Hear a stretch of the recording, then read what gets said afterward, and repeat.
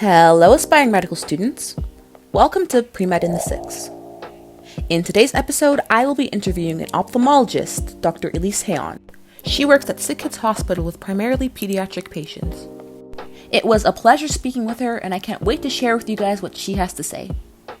So without further ado, let's get straight into the video. So the first question is, describe your day-to-day life work as an ophthalmologist. I work as a clinician scientist, so I'm not just an ophthalmologist. So I chose that path. It was a plan. I just got really interested in researching the cause of diseases.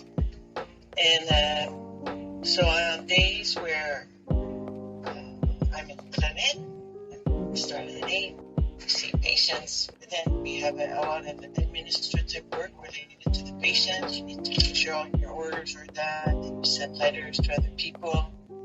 And in my specialty, I focus in the genetics of eye diseases. So it's usually more complex cases. So often I need to reach out for a patient I saw yesterday to other physicians to see if we can coordinate assessments together. Sometimes we need to put the kids asleep to do assessments and all that. Until 2017, I was also dealing with eye cancer in children. Oh, wow. So I did that for 20 years. So that means when kids show up with the white pupil, it's because they have a tumor in their eye. And so then we need to see them asleep and decide what type of treatment is best for the child.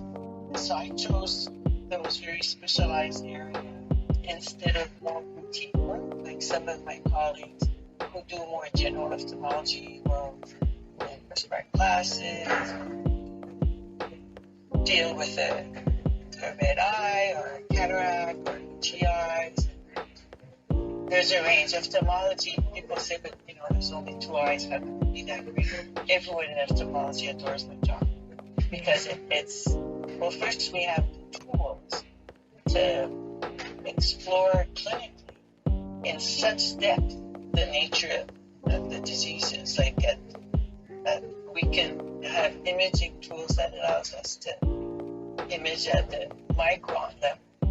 Like we can see photoreceptors. So it's really fun because it's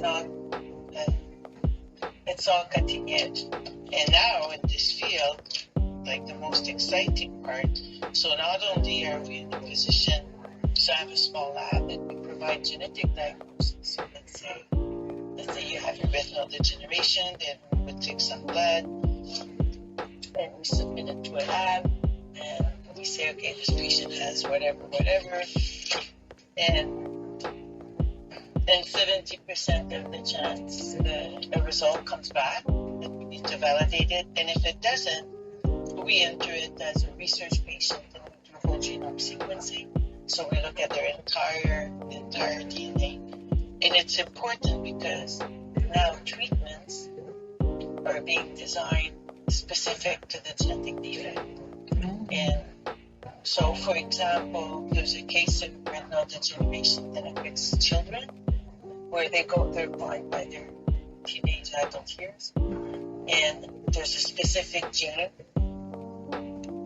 that was amenable to gene replacement therapy by injecting the product under the retina and help the kids see.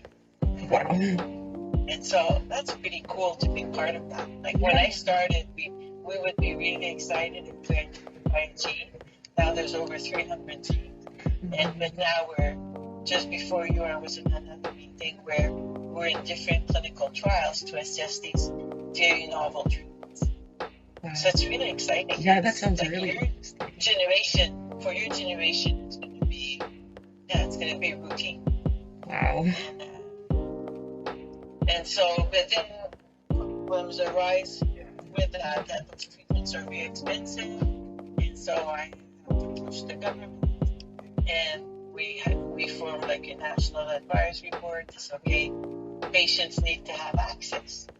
And that's a big limiting factor. So my role is on very different facets. One is research, one is making sure. My goal is that every patient has access to genetic testing, which is not always the case. Then that they have access to the treatment that would benefit them. Mm-hmm. And then it's training the next generation. So we train younger physicians that come from abroad to learn what we do, so then I can retire and you guys will take it over. Wow, that's so interesting. Thank you so much for sharing. Yeah, that's fun. Yeah. It's hard sometimes because you often have to disclose bad news. And like this afternoon, I have a meeting. There's some forms of retinal degeneration that affect your health, and there's some retinal degeneration that are associated with diseases that'll kill you. And this afternoon, we need to say that too. Oh wow, yeah, that must be hard. So with that being said, what do you think your favorite part about your job is? Helping the people. Yeah. Helping the people in training the next generation. And like I always say, I do my best every day. There's some good days and there's some bad days, but I still do my best every day. And so these difficult situations, they're just an opportunity to always push yourself. Yeah. And you feel a need that's poorly served. There's very little people trained in that area. So it's people thank you just listening to them. Like sometimes just what we do is just listening to them. As in medicine, sometimes when you don't know, if a physician doesn't know what you have, it's uncomfortable. And either they discharge you or they sort of like make something up where they say, well, nothing can be done. Oh wow. So if you're 15 and you're legally blind and you're told nothing can be done, that hits hard. Yeah. So we never say that. There's always options. You always have to see options. Thank you. So how manageable is the work-life balance for your specialty? You know, that's the $1 million question. And, you know, when you like what you do, you end up doing a lot of it. True. And different people will answer that differently. It's a quest. It's a never-ending journey. COVID has been terrible for most of us. Before COVID, it was good. I'd go to the gym. I do like yoga and Pilates. But with COVID, we just sit all day and do nothing. So many of us have really suffered from that. And a lot of physicians got depressed, because it's hard. Yeah. And if you have no release mechanism, it's even harder. And the management of it comes from your motivation. It comes from within. And at some point, you need to set boundaries. You need to say, no, I'm not going to work until, 8 o'clock every night. And but it's something that's like iterative. Like when you start your career, you want to be good, so that means you need to see people and do stuff. If you're operating, you want to do more cases, so you work harder. And once you feel more confident, then you slow down, which is not really slowing down, but you can make more room in your schedule for yourself. Yeah. But you can have a very balanced life as a physician.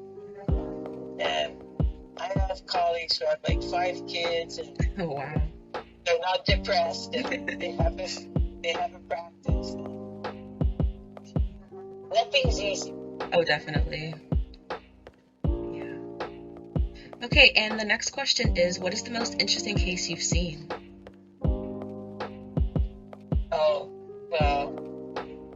Without violating patient confidentiality. No, there's not one. I mean, right now, I think the opportunities that we see is to offer gene replacement therapy in conditions where before we would say that no. Oh, yeah. And so little kids will come and you give the diagnosis. And one little kid says, so what are you going to do? And before you like say, well, do not smoke and take care of yourself. And now I'm like, oh, no, we can do something. And that's great.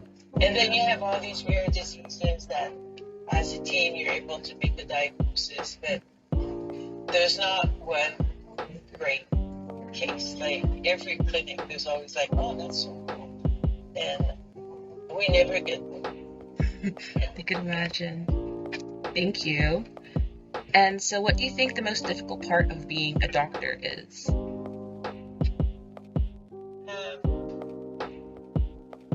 Maybe protecting yourself.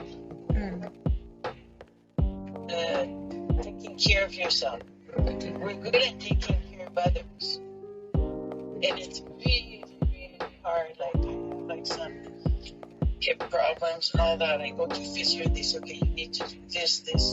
And I'm like, I don't have time. It's not long.